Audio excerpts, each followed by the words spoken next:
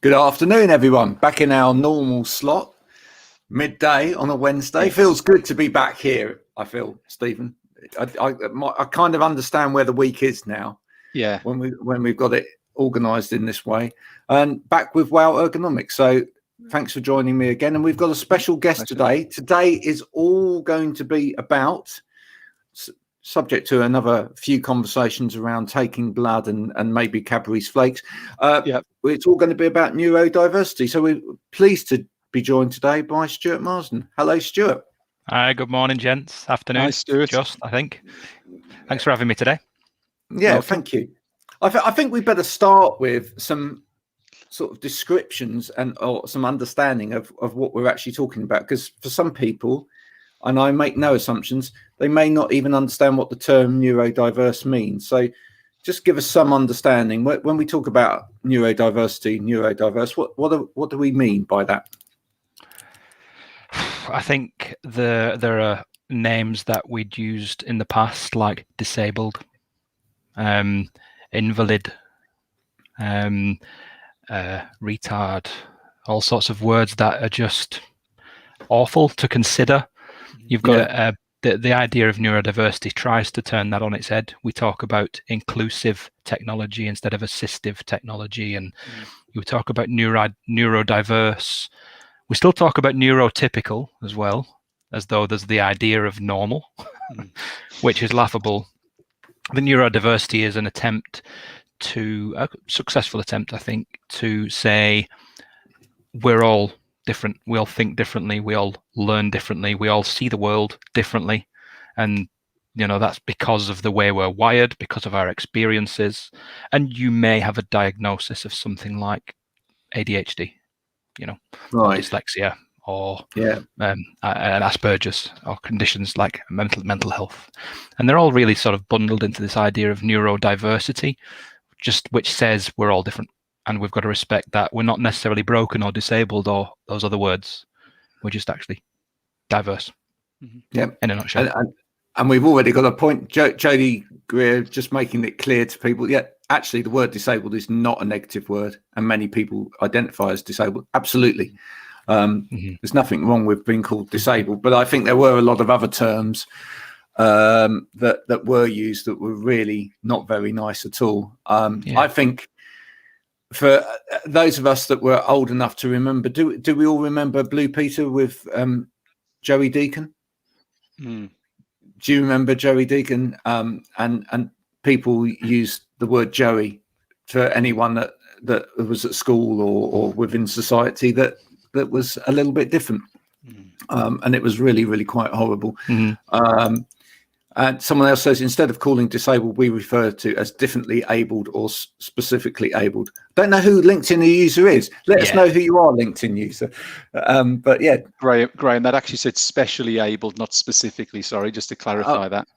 Oh, right. Specially abled, yes. Yeah. So Stuart, you mentioned dyslexia there, but with even with dyslexia, I think there's a lot of misunderstanding about what dyslexia is as well. I mean, everyone assumes that dyslexia is just about spelling and writing, but it's not, is it?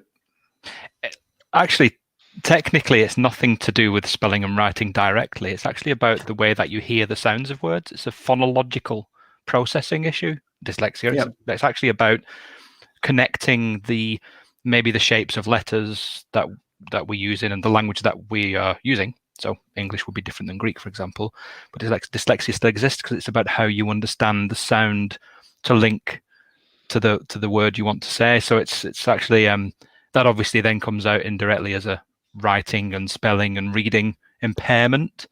But it's much more specific than that. You can have dyslexic tendencies, but not have a diagnosis. But that doesn't mean you're on a whitelist. And it's another sort of almost spectrum condition, if you like. Yeah.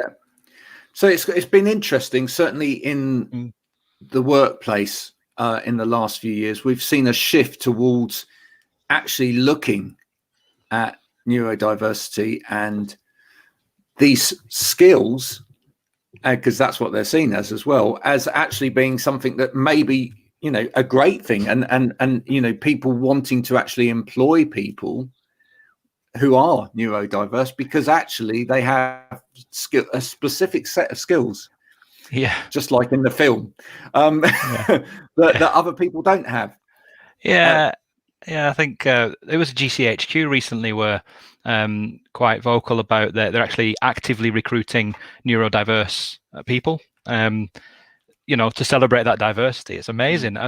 It's different. I don't quite know whether I'm not dyslexic myself, but if I were dyslexic, would it have made me try different things and try harder and therefore nurture a more creative side of my brain? Or is that intrinsic? If I'm dyslexic, I just have this greater creative ability, and that you see the correlation. I know so many creative dyslexics, and I don't know if they're creative because they were told or thought that they couldn't do academic things that involved a lot of writing and reading, or they're creative because that's how their brain's wired. I'm not quite sure whether it's the chicken and the egg in that case. I don't know. Yeah. Now, one of the things that you're involved with is software and assistive software that helps people. But actually, what I've been interested in that whole area as well is just how useful these tools can be to anybody, regardless of a diagnosis, in terms of not necessarily overcoming an issue, but actually just in terms of productivity. Oh, yeah, 100%. Mm-hmm. Yeah, I used the word inclusive before, inclusive technology instead of assistive, and there's nothing like speech recognition being put into every Audi Group car to actually make that a mainstream technology. And now you've got your smart speakers and so forth, and it's quite normal now to dictate a need to something in your environment. 10 years ago, that was assistive technology, and you can picture small user cases like companies that were really struggling because the volumes of users weren't high, because they're looking only at a particular segment of populations, to reading and writing tools, text to speech, speech to text. But now I know students who record their lectures and listen to them on the walk home, or they'll scan notes and turn it into an audio file and listen to it on the bus. It's just different ways to take in information. It's not about being differently abled, is it? It's about finding different ways to work. I used to, in a previous life when I was out on the road all day long, I used to use one of your apps in the car to take any large report that I'd been sent via email and read it to me, so that I didn't actually have to read it, because reading it would require me to stop the car, pull over, and be physically somewhere where I could read it. But also, the time that it would have taken me to read that material would have been exhaustive. And as we all try and work, in a way that makes us more productive, but we get more and more stuff pushed on us because people realize that we can use technology. It's really important to embrace technologies that can save you time so that you have a little bit more lifetime left. Yeah, if you can do something in 30 minutes that used to take 3 hours, that's appealing.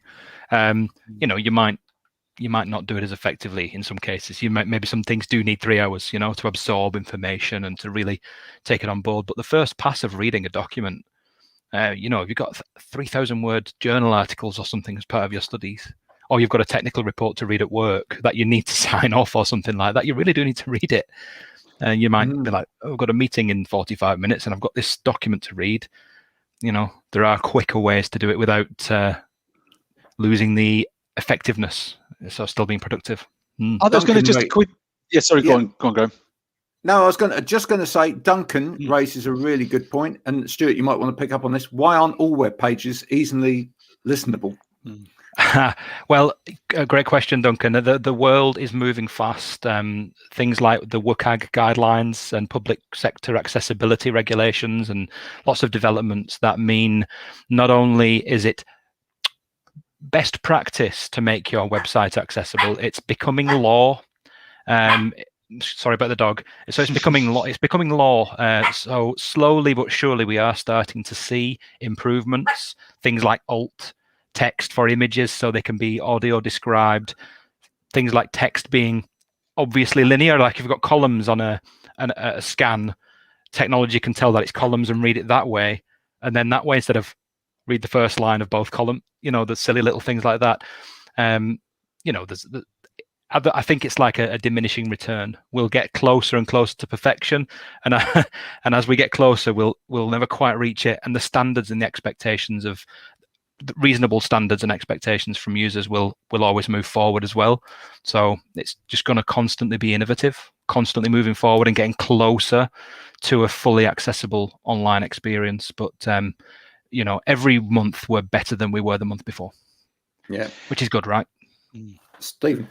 Yeah, I was just going to say, is there any reason why inclusive technology that we've been talking about, is there any reason why commercial organizations don't? There's clearly benefit, like you gave the example there of potentially a job that would take 3 hours being done in 30 minutes. Is there any reason why commercial organizations don't look at inclusive technology? Is it because they maybe think it isn't relevant to them? Because like some of the things that Graham's touched on before, and we did a show not that long ago, a networking event looking at it as a whole sort of subject. Why are more organizations not getting involved in this? Is it because it's just they don't consider it being something that applies to them? I'd actually flip your question around a little bit and say that they actually are. Okay. They don't really shout about it that much. So there's really, really good text to speech built into things like your browsers now. Google has something called, it evades me, but you can do character recognition now. You can take a picture of something and use Google to turn that text into selectable, readable text. So a picture of a road sign or a newspaper, you can Google will turn that into Lens. Thank you. So they're not really shouting about it. Okay. I think it might be something around like the size, let's say Microsoft's market. They need to appeal to everyone, so they advertise to everyone, they talk to everyone. I think if they start to focus on assistive or inclusive components, they might give their wider market the idea that they are not being served, which is wrong, because that completely goes against this idea of diversity and difference and celebrating that difference. But I think it's about the niche. So there's the reader mode in Microsoft Word. You can take away all the clutter, all the toolbar buttons, everything. You can make it go away and just get a plain document with no red squigglies, no underlines, no bright flashing lights telling you that you've spelled something wrong, and you just get the document in front of you. You can change the colors so it's easy to see. There's all sorts of things, but they just don't talk about it. No. And I don't want to. So I work for Claro Software, and we obviously are specialists in assistive technology, although we don't like the word assistive so much. We are specialists in things like dyslexia. So we do have dyslexia-friendly spelling corrections and dictionaries and things like that. So we are focused in that. And because of that's our focus, where I think we're quite comfortable in that particular niche. We wouldn't go mainstream like to try to compete with Microsoft, but Microsoft conversely wouldn't start to become specialists in dyslexia. For the same token, really, because they've got a wider. They need to keep it completely diverse in terms of user needs. Sorry, that was waffly. Well, hope it wasn't. No, it was a great answer. As you say, maybe it's a case of people just aren't talking enough about it, and maybe they, like you say, they aren't using it, but the impression is that it isn't being used, but actually it is, but it's just not being shouted from the rooftops, as it were. Yeah, some really great mainstream. I hate that word as well, but mainstream stuff. Yeah.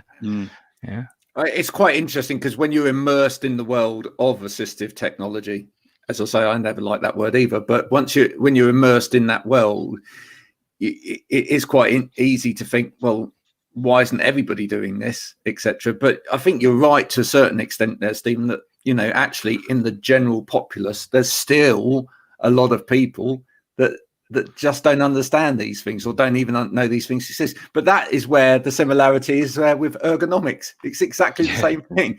When you're immersed in the world of ergonomics, you just look at everybody else and go, well, why don't they understand this? You can't forget about stigma, though. I mean, that's still real.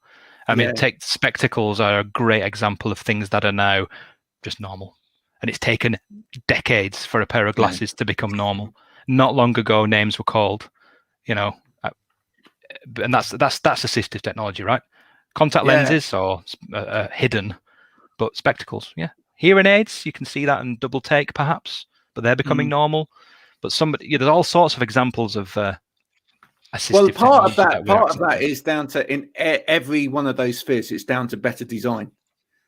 And we've seen that in ergonomics, and we're seeing that with assistive technology as well. Early assistive technology looked really cumbersome, if we're all honest. Look at me, I'm disabled. Look at the interface. It's like, oh, he's got that on his computer. Look at that, and it's the same with ergonomics. It was like, oh, you got one of those special things on your desk, Great examples. Spectacles. Once they started becoming designer, then you almost want a pair of spectacles. Hearing aids virtually disappear now, so you don't see them. It's just down to better user design that actually makes people want to go, well, I don't, that's fine, I can use that. It's not going to make me look different, and that's important with any product that it does that. Now, I was going to ask you a little bit about your new product as well. So you've got a piece of software out called Claro Writing Helper, and it tackles something that I certainly didn't like when I was at university, which was writing essays. So a lot of people may have struggled with writing essays in the past. What does it actually deal with? What areas of essay writing does it actually help with? And interestingly enough, the one thing it definitely doesn't do is write your essay for you. Well, that would be cheating. That would be cheating, wouldn't it? I went on the internet a couple of days ago, and I searched Claro Writing Helper just to see, because you want to be at the top of the Google search and things like that. And we are, which is great. But I just searched Writing Helper without the Claro, and I found all sorts of dodgy looking sites where you can give someone 20 quid and your essay title, and they'll give you this essay. There's AI does it. There's non-human essay writers now. You can just say, here's my title and I want 3,000 words, and it'll just come back with possibly nonsense. I don't know. I've seen examples that are nonsense, but I've seen examples that are really convincing. But Writing Helper, it doesn't do the essay for you, but I think that there are a lot of students, neurodiverse students or not, who don't like the essay writing process. I think that's the vast majority of us. There are some of us who like it, who get really excited about exploring a topic and arguing about it. But when it comes to the writing it up, that's when we start to, getting your references just right. What's the difference between Harvard and Oxford again? And your spelling mistakes and grammar, and then word font sizes and spelling, all that stuff. So Writing Helper just breaks that process down. It just takes away all of that overwhelm, and it just says, right, here's a clean surface. Forget all that noise. Don't look at your notifications. Don't listen to the ringing bells, and don't look at the red squiggly lines. It gives you a clean space where you do the first thing, which is look at the essay question. Take your time, get that done. Don't worry about what your Word document looks like. And then slowly it just gives you the next stage, and you go through it one step at a time. It doesn't write the essay for you, like I said, but it gives you the tools, and it just says, right now, all you're doing is structuring your essay. So don't worry about your reading. Don't worry about your spelling. Don't worry about your word count. Don't worry about X, Y, Z, and the umpteen other things that cause you to, procrastinate, clean your room, do all your laundry and eat loads of crisps and stuff. That's what it's all about. It's just that focus, take the overwhelm away. It's great. People are really enjoying it. Neurodiverse students as well as neurotypical students, really, really liking it. Yeah. And that's the same for a lot of people with a lot of processes, isn't it? That the overwhelm is what gets them. I mean, when I was out doing workplace assessments with people, the amount of people that I saw that I had to put into some kind of help around the overwhelm in their process. It's also something that a lot of people really struggle to tell other people about as well, because it's almost like a failure in them that that person over there just gets on with it and just copes with it, and they're able to do that amount of work. It's your ability to block out unnecessaries and also your knowledge around what is unnecessary combined. So if you look, we're all looking at Word, like look at a Word document, we're all quite familiar with what the toolbar buttons are all doing. But imagine looking at Word now for the first time ever, you've never seen it before, and you're asked to use Word to create a document. Yeah, there's hundreds, maybe even thousands of buttons, features, customizations, tweaks. You know, it's like none of them are relevant to the basic idea of putting an essay together. At the end, the last 10%, yeah, get the spelling, grammar, and structure right. But the first 90% of your essay shouldn't be about the words at all. You know, so you open up. Have you heard the phrase WYSIWYG? No, that stands for what you see is what you get. What you see is what you get. Yeah. And that's what Word is. So you're actually looking at this document thinking the document has to be perfect. That's absolutely false. The argument has to be perfect. That's what you're aiming to, is get the right content into it. It's not about how pretty it is. And it's hard to break that. So Writing Helper doesn't show you WYSIWYG at all until the latter stages. You don't see what your document's going to look like at all. You're just putting your points together. Yeah, I could have definitely done with that. I had this old, I think it was like an Amstrad type machine with a little flip up lid. You're giving away your age.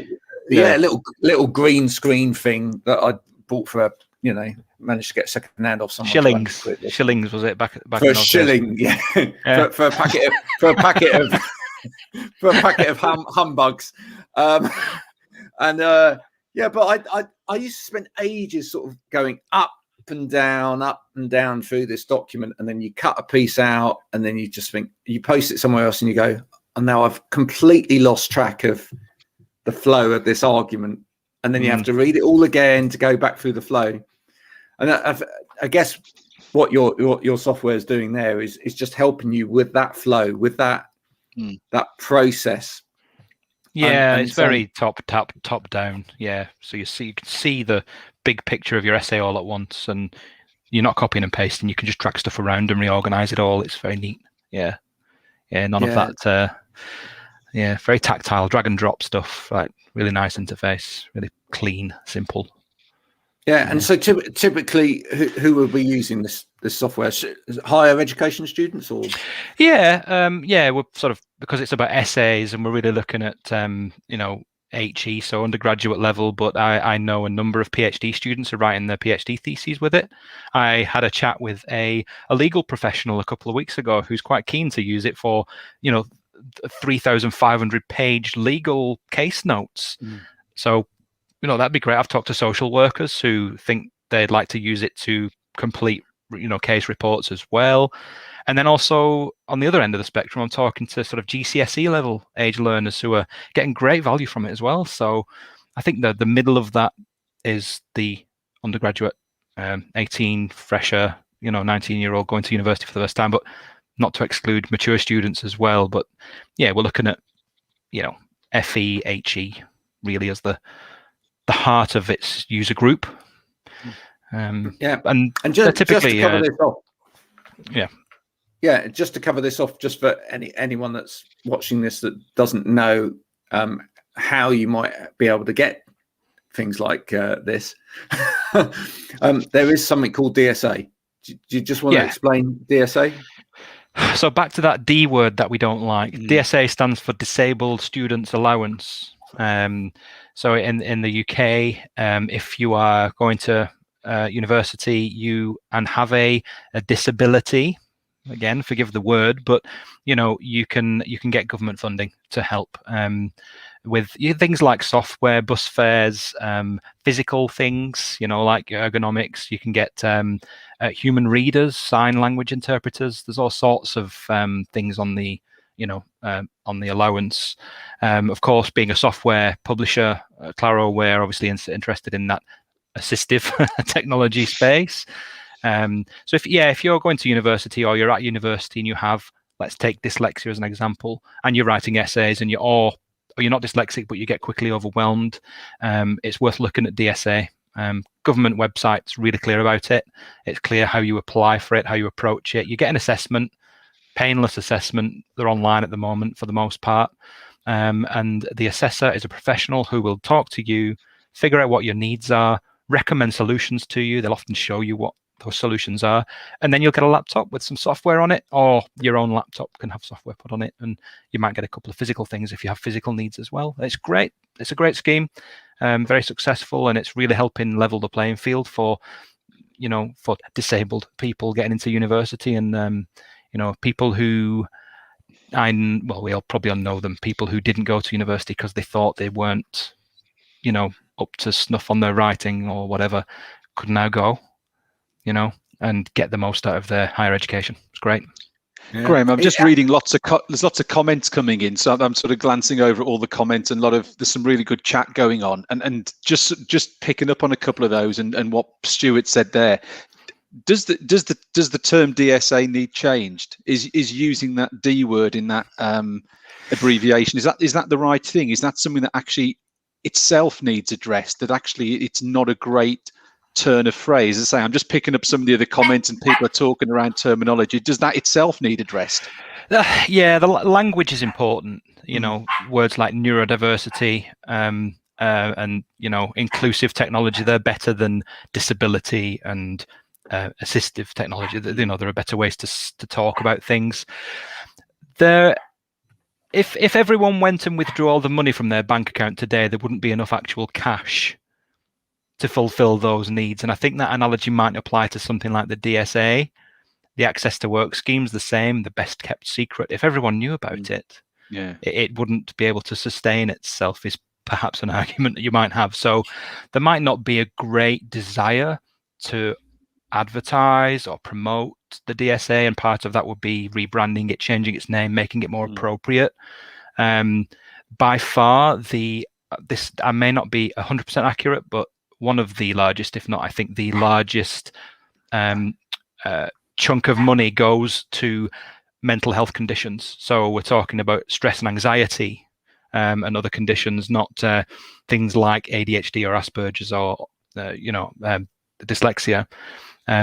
So we're looking now at this D in DSA covering conditions that most of us can attest to of having suffered directly ourselves in our lives. I mean, we've all felt pressure, and I expect all of us have seen that pressure roll over into stress, and that would be enough to get something perhaps through the DSA. So if we achieve our goal and make it a fully inclusive grant system, then everybody will be like, oh, what do I get? Yeah. And then there are people who are genuinely like, no, that's not the right language, but there are people who really, really, really, really do need it and wouldn't go to university without the support, and we wouldn't want to leave them behind. So it's quite loaded. It is really difficult. I remember myself turning up at one university to speak to the access team there, and they said we tried changing our disability centre into the inclusion centre, but then nobody could find it because all the students that turned up with a disability we're looking for the disability centre, and access was a word you used. Access is a good word. The access centre, that's quite popular. But they changed it back because and it just shows you that I think, you know, you have to give time to these things if you really want them to stick. And you have to have actual proper cultural shifts in terms of the use of language before people actually understand what's what. So it's a word I think some people are sometimes uncomfortable using because they're not sure if they're offending someone by using it. I think it's a word of some people are thinking, you know, and especially if you're maybe sort of, I don't know, 40 plus or whatever, where terminology has changed over time, where a phrase was maybe acceptable in the 80s but not acceptable now.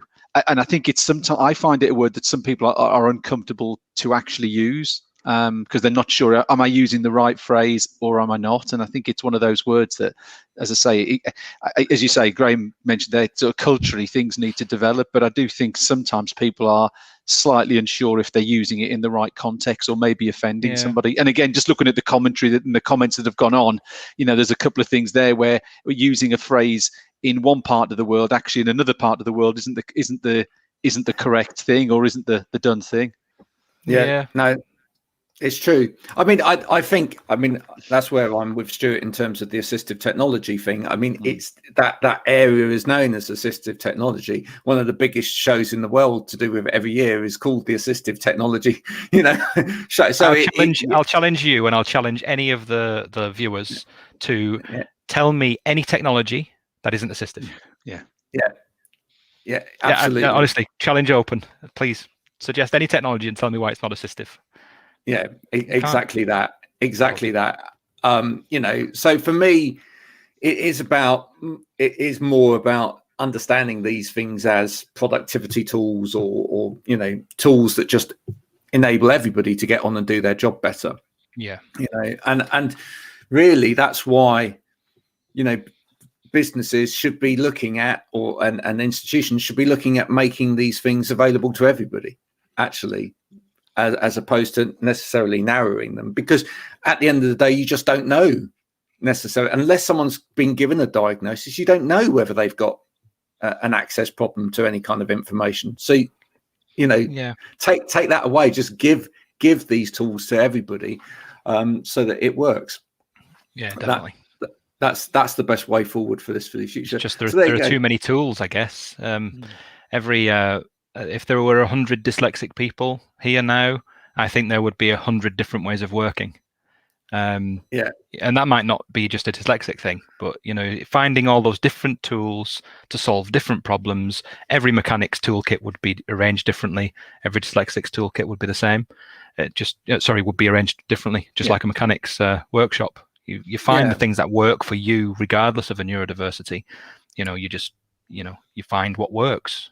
And should that actually not be more of a way of change? We were talking last week in terms of the HSE guidelines around ergonomics, and maybe that needs to change going forward. And maybe I suggested maybe rather than it being an assessment per se, a tick box exercise, it should be more about how much education you have and when you have that education on a regular basis around safe working. And then you choose the tools that you have, but you're educated to know what you actually need.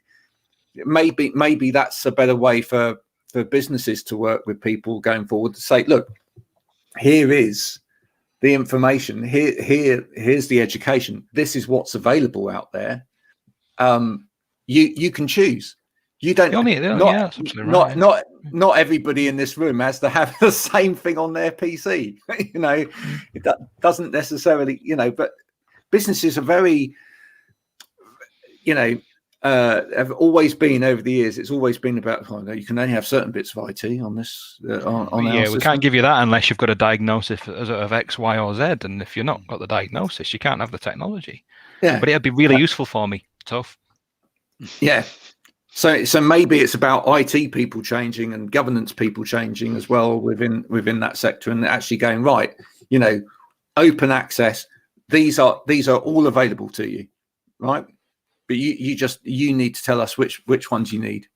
We need to be able to trust those that are recommending things to us. I mean, we all think we know our needs, and we know 90% of our needs, but there are needs that we have that we don't know about, and there are solutions that we don't know about. So if something was recommended, you're an ergonomics expert, so if you're recommending a footrest to someone who says, but I don't need a footrest, I'm comfortable enough, you're trying to persuade or educate users that they do have certain needs that can be met. Security and safety being good examples. You need some antivirus. No, I don't.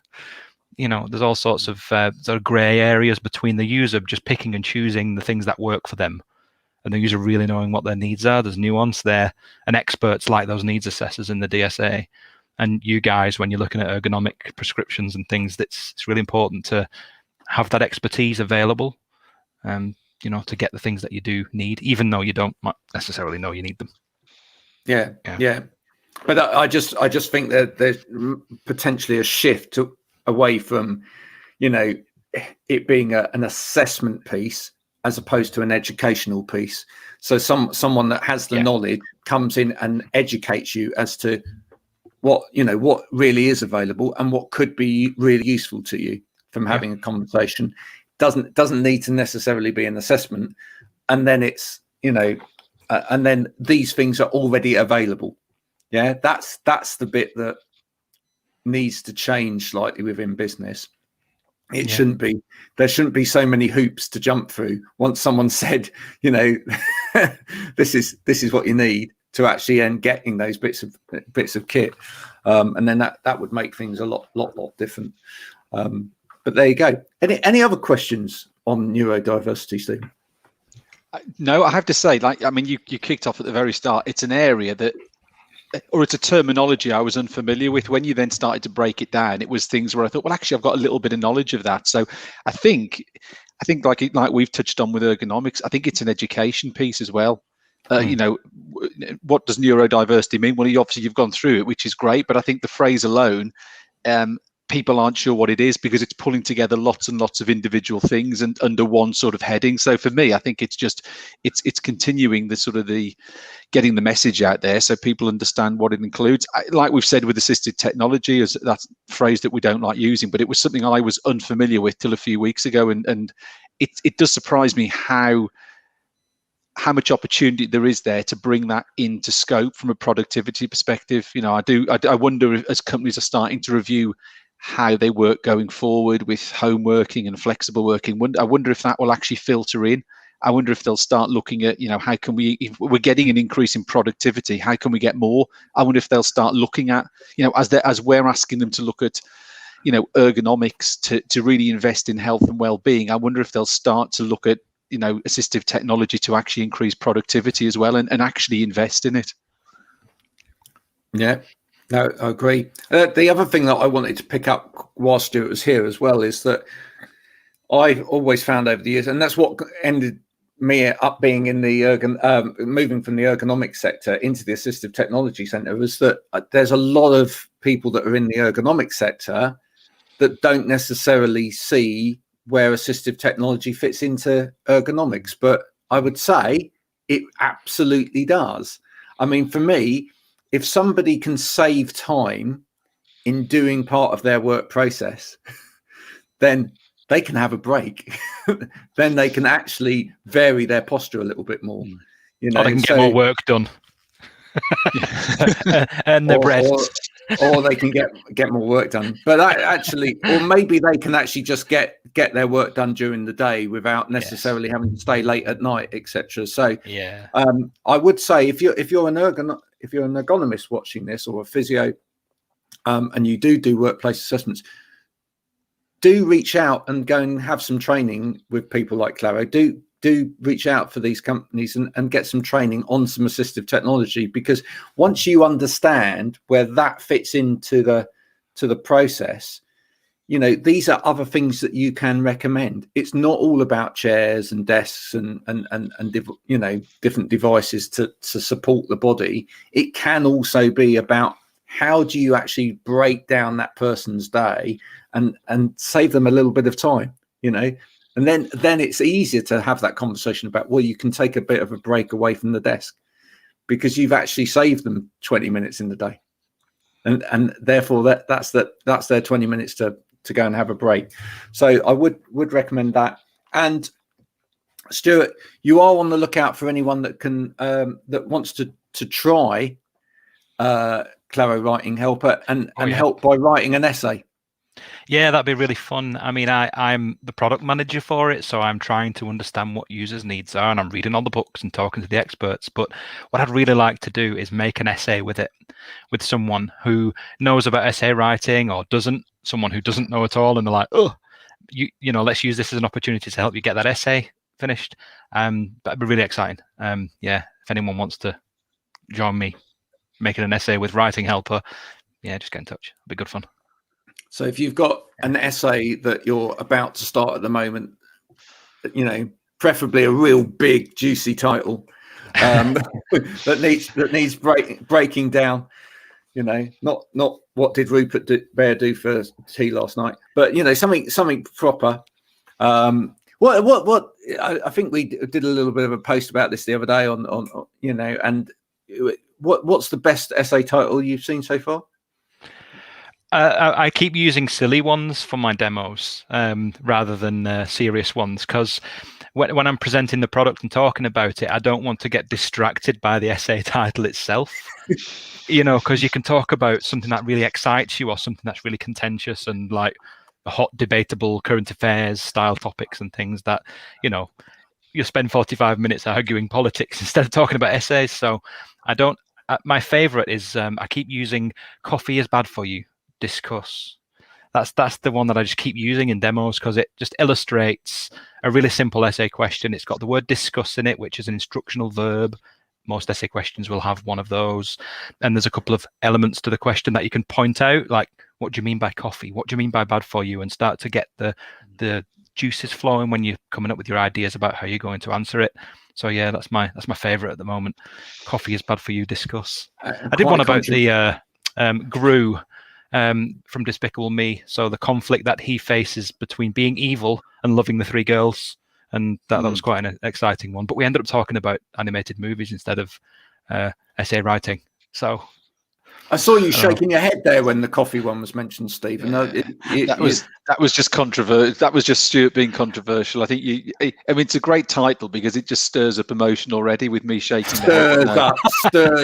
Yeah. You talk about. I like that pun. That was good. I'm sure it was intended. Yeah, very good. Yeah. I liked the one that I did do was asking questions about what you call a piece of bread that's this rough shape and size. And there were all sorts of regions represented in the room at the time, and that was just basically a glorified fist fight by the end. So I'm not doing that essay question again. Oh, here we go. It's a bomb cake. Is this an essay? What I want to know is this an essay title? How to make ergonomics more integrated as a mandate, need in infrastructure and work process design cycle. Many organisations don't think in terms of neurodiversity consciously.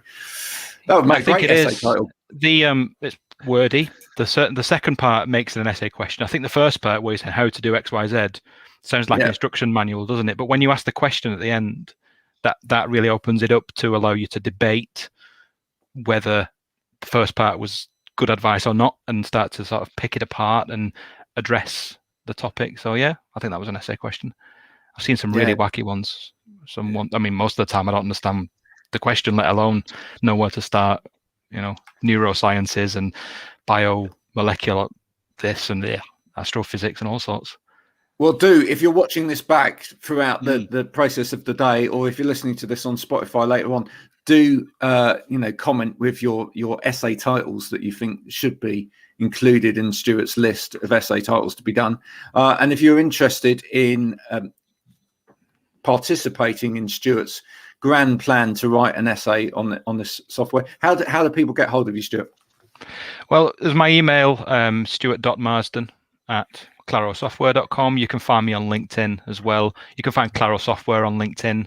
We're quite visible on social media. Or, of course, go through Stephen or Graham. I'm sure they can point you towards me. I'm out there. You can find me, I guess. Lovely. Well, thanks for joining us today. It's been most enlightening. Thanks for having me. Thank you. That's all right. And I'm going to let you disappear now. And we're going to carry on and talk about blood for a few minutes. So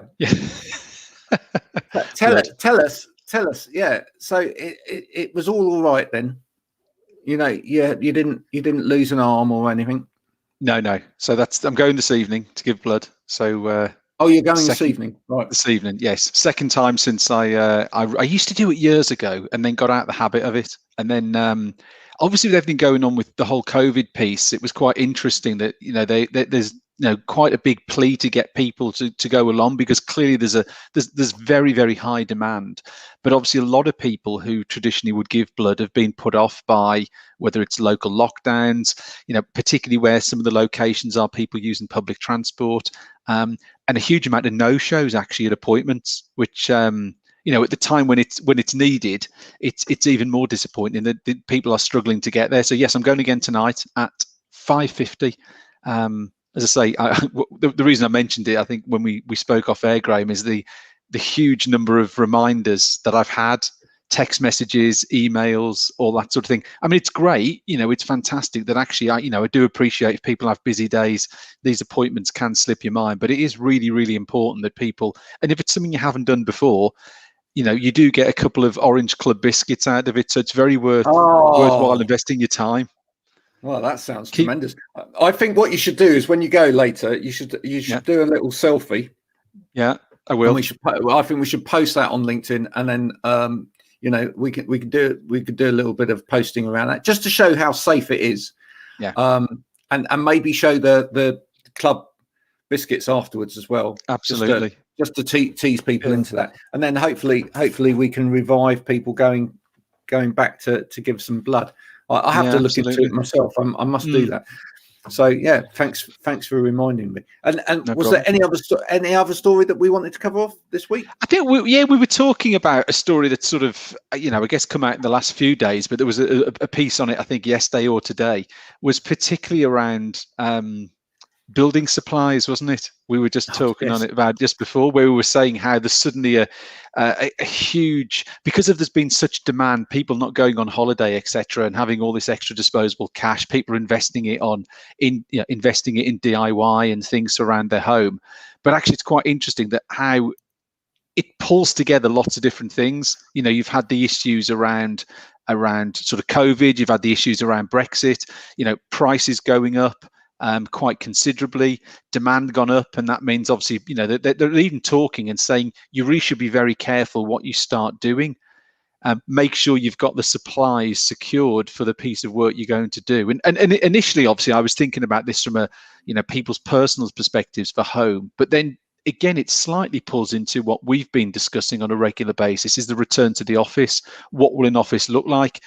Are some companies potentially going to be hampered from making those changes they want to because they can't get hold of the supplies? I mean, price, I think it was wood they were talking about, it's gone up by between 8 and 10% for the cost of wood and other materials. So again, initially starting as a home piece, but does it then pull into our sort of world of ergonomics and the workplace by actually, will people be able to do and undertake some of that work they're looking to do, or will they be hampered by supply problems? Well, that'd be interesting to hear from anyone that's involved in that sector. So anyone that's involved in redesign of offices at the moment, it'd be interesting to hear from you whether there's anything that's scuppering that going ahead. If you're a building contractor, is this really the case that things aren't available, or is it just that the prices are going up? And what's caused that as well? Is this a combination of the pandemic and Brexit, or is it mainly Brexit? It'd be really interesting to get some comments on that and get some insight. But yeah, it could really have an effect on what work goes ahead, etc. I have to say, in the last week or two, having looked at some of the posts on LinkedIn, do see a massive change in terms of the types of design of offices going forward. And pleasingly, it's going the way that I thought it might be, which is that a lot more open spaces, lot less sort of rows of desks, thank goodness. And we're actually seeing a lot more creative spaces. That's going to have a massive impact on the ergonomic community as well, in terms of where assessments are going to take place. I really do think we need to start thinking for the future that home spaces are probably going to be the predominant place or space where people actually have all of their adjustments. Those office spaces do tend to look as though they're heading towards more sort of open spaces where actually you're just going to drop down for a short period of time. But it would be interesting to see what people do in those spaces in terms of accessibility and making available adjustments to people who do have particular issues. So that will be interesting. So yeah, we've nearly cut the time. I think there's just about time to go back to the results of that poll. Yes. Yeah. Do you remember face mask poll from last week, wasn't it? The famous poll from last week. So I'm just going to bring the results up for that. Now, if I remember rightly, Graham, you had you had just shy of 3,000 voters. I presume the number's gone a little bit higher. Well, absolutely, certainly did. We managed to get that up a little bit more in the last week or so. So let's just see if I can find this again. Posts and activities. There we go. So I'm just, for all of you that are listening on Spotify now, I'm just looking at my posts over the last week or so, and this was a poll around wearing masks after we're told that you don't need to wear those masks anymore. Okay, so yeah, some polls that I do, maybe get sort of 10,000 people looking at them, etc. This one has, in the end, had over 102,000 views. Wow. There we go. Wow. So I'm just going to take a quick screenshot of this so we can have a look. Yeah. And then I will bring this up so that everybody can see this together. So 102,567 views of this. And we were up to, in the end, believe it or not, Stephen, 4,036 votes. That's more people than voted for the Eurovision Song Contest. Yeah. Or voted for the UK in the Eurovision Song Contest. Oh, we got Definitely no votes. Yeah. Well, nil point. Yeah. Nil point. Oh, that's we're not going to even talk about the Eurovision Song Contest. I just think all I would say there is probably we should just call it a day. I don't know that, I don't know that we should be even getting involved in the Eurovision Song Contest next year. So here we go. Will you continue to wear a face mask even when the government tells us we don't need to anymore? No, 53%. So a resounding, just over 50% of people said, no, we won't do it. But if you look at the rest, yes, in public groups, 21%, yes, for a bit, 22%. So nearly half the population may well continue to wear a mask outside of that. But so many comments. I don't know whether does it show the comments on that? Yeah, 251 comments on that poll as well. Very contentious issue. Absolutely dividing society. And the one thing that I was really amazed by was the amount of people that have said, I know I've never worn a mask and I never will. No. So, I just don't know how they get away with it. No, it's interesting though, because I've just, they're now obviously trying to ramp up the number of sport events and test events that are going on. And it's quite interesting that some of the rules seem to be slightly different. So I've got in a couple of weeks' time hoping to go and watch the test match at Edgbaston, the cricket. Now, reading what they've said on that, they've identified it as a test event. They're only going to allow 75% capacity. But interestingly, when you're in your seat, you don't have to wear a mask, but you do when you're moving around the stadium. So that's in a fixed stadium, you're in a seat, you don't have to wear a mask, which is, I guess, pretty much like a restaurant. But then I was reading something else talking about the golf, the Open, which is being held at Royal Sandwich in July. And I was just quickly trying to check on it to make sure I was saying it correctly. But I'm sure I read there that when you were on site and you were outside, you did have to wear a mask. Now, again, I'm just trying to work out what the difference would be. So if you're sat down in a seat, you don't have to wear one. But if you're walking around in an open air environment, you do. Now, I might be wrong on that, and I'm just trying to double check that I didn't read that piece incorrectly about the golf. But I did look and think, isn't it, the consistency piece doesn't seem to be quite there. It's great that they're getting these events back on, but why do you have to in one and not in the other? And again, that's just going to cause more confusion, isn't it? So I say I may be wrong on that golf piece. I was just desperately having a look and couldn't see the article, but I'm sure that's what they were talking about originally.